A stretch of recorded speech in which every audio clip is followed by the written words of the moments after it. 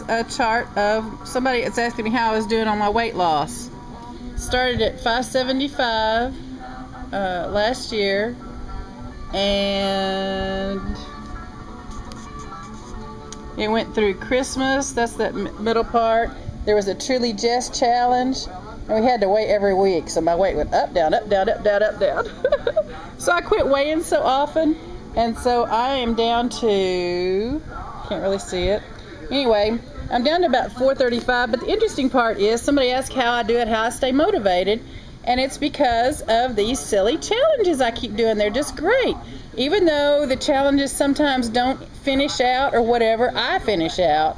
And it's, you can see it's a, you can't beat that weight loss straight down line. But Shay Loss, Alyssa Loss, Hamathon, Josh D1000s is going on still. The Raw Food Jumpstart and the GNU Exercise Challenge has helped me stay motivated and gotten me down over 140 pounds, or 145 pounds now, since April of 2009. So, that's how I'm doing. Bye.